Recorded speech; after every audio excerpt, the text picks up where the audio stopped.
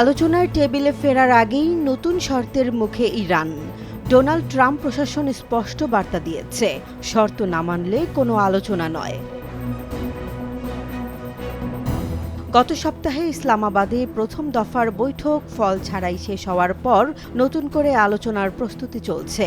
তবে এবার ওয়াশিংটন চাইছে স্পষ্ট নিশ্চয়তা, কথা নয় কার্যকর সিদ্ধান্ত।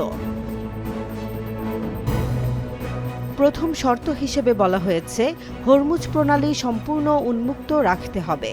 বিশ্ব জ্বালানি সরবরাহের অন্যতম গুরুত্বপূর্ণ এই পথ বন্ধ হলে তার প্রভাব পড়বে বৈশ্বিক অর্থনীতিতে।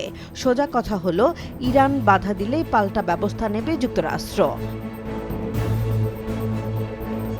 দ্বিতীয় শর্ত, ইরানের আলোচক দলকে থাকতে হবে পূর্ণ ক্ষমতাসম্পন্ন। বিশেষ করে ইসলামিক রেভলিউশনারি গার্ড কর্পসের অনুমোদন ছাড়া কোনো চুক্তি গ্রহণযোগ্য হবে না। বিশ্লেষকরা বলছেন, ইরানের অভ্যন্তরীণ দ্বন্দ্বই বড় বাধা হয়ে দাঁড়িয়েছে।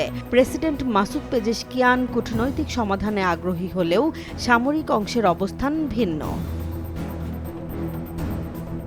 এমন পরিস্থিতিতে প্রশ্ন উঠছে, চাপের মুখে ইরান কি শর্ত মেনে আলোচনায় ফিরবে, নাকি এই অচলাবস্থা আরও বাড়াবে বৈশ্বিক অস্থিরতা?